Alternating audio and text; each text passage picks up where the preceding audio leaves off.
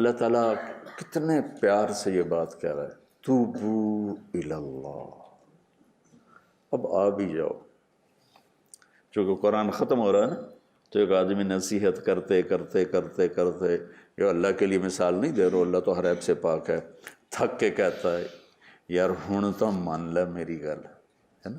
یہ ہوتا ہے نا ہمارے ماحول، یار اب تو سمجھ جا، ارے بھائی اب تو کچھ کر لے یار، کیا کر رہا ہے؟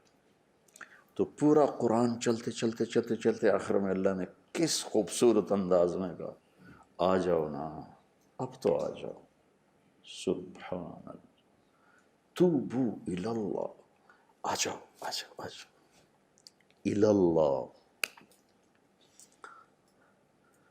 بس میری طرف آنا ہے اور کہیں نہیں جانا، میری طرف، الی اللہ، سیدھا جار مجرور توبو کے ساتھ جوڑ رہا ہے کہ میرے بندو اب بات ختم ہونے کو آ رہی ہے، تو اب بات یہ کہ بس اب تم سیدھے ادھر ہی آ جاؤ، میرے پاس ہی آ جاؤ، میرے پاس ہی آ جاؤ، اور ایسا آؤ کہ مجھ سے جڑ جاؤ، توبۃ نصوحا، نصوحا کو کہتے ہیں خالص توبہ، پکی توبہ، لیکن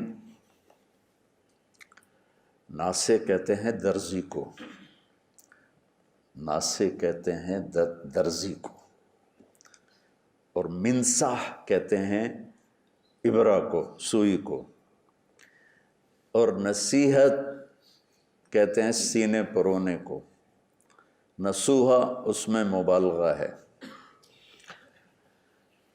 درزی اچھا سارا مطلب تو اس کا خیر خواہی ہے، خیر خواہی، یہ لفظ نصیحت اور نصح ینصح سے میں یہ آپ کو بتا رہا ہوں، نہ کہ کوئی کسی تفسیر کو پڑھ کے بتا رہا ہوں۔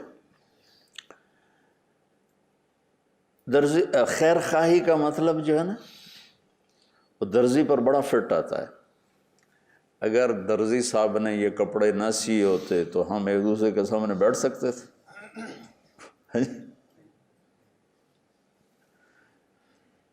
تو درزی بڑا ہمارا خیر خواہ ہے کہ ہمارے سطر کو چھپا دیتا ہے۔ تو درزی کیا کام کرتا ہے؟ کپڑے کو کپڑے سے جوڑتا ہے۔ تو اللہ کہتا ہے میرا بندہ میری ذات کے ساتھ ایسا جڑ کہ جیسے کپڑا کپڑے سے سل جاتا ہے، تو میری طاعت کے ساتھ سل جا، تو بتا نصوحا ساتھ ایسے۔ اچھا ایک بات مجھے اور سمجھ میں آئی، کپڑا سل کے پھٹتا نہیں ہے، جی پھٹتا ہے، پتہ نہیں اب تمہارے شیخ کیا فتویٰ لگائیں، لیکن مجھے ایک بڑا خوبصورت مطلب سمجھ میں آیا کہ نصوحا کے اندر خود یہ اشارہ ہے کہ جب بھی کپڑا پھٹتا ہے تو تم سی لیتے ہو نا، تو جب توبہ ٹوٹے آ جانا، ہم سی دیں گے اور جوڑ دیں گے۔ نصوحا کا مطلب یہ نہیں کہ اب میں دوبارہ کبھی کروں گا ہی نہیں، یہ وہ تو انسان ہی نہیں جس سے خطا نہ ہو۔ ما اسر من استغفر وین عاد فی الیوم 70 مرۃ، جو دن میں 70 دفعہ توبہ توڑ کے توبہ کر لے، اللہ کا نبی کہتا ہے کہ وہ مصر علی المعصیہ نہیں ہے، وہ گناہ پر دوام کرنے والا نہیں ہے، معافی ہے۔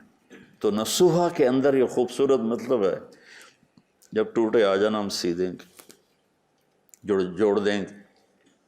تو لہٰذا اگر آج ایک آدمی گناہ کر رہا ہے،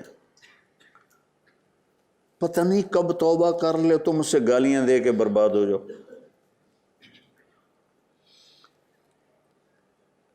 میں نے اس طوائفوں میں صرف ایمان کو دیکھا کہ ایمان ہے، اور میں ان کو بیٹی کہنے لگا، ان کے سر پہ ہاتھ رکھا، توبۃ نصوحا، خود اللہ تسلی دے رہا ہے جب ٹوٹے آ جانا، ہم سی کے واپس کر دیں۔ رفو کرانے جاتے ہو نا، وہ سی کے آپ کو واپس کر دیتے، ٹھیک ہو جاتا۔ چھوٹا موٹا آپ خود ہی کر لیتے، تو میرا رب بھی کہہ رہا آ جاؤ کر دینا۔ ہاں اگر یہ توبہ پکی ہو گئی تو عسیٰ ربکم ان یکفر عنکم سیئاتکم، کفر کہتے ہیں کسی چیز کا نشان مٹا دینا،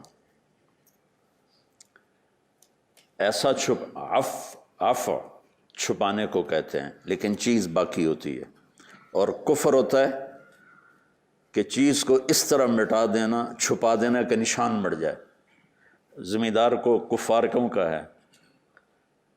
کیسے وہ عجب الکفار نباتہ، کہ وہ بیج کو زمین میں ڈالتا ہے تو اس کا نشان ہی مٹ جاتا ہے، اور ایک درخت قائم ہو جاتا ہے، بیج کا نشان مٹ جاتا ہے۔ تو یکفر میں کتنی بڑی تسلی ہے کہ توبہ کرو گے تو تمہاری نیکیوں کا تمہاری برائیوں کا نشان ہی مٹا دوں گا۔ کس رب سے واسطہ ہے اور کیا تم کر رہے ہو؟ اپنے اللہ کو پہچانو۔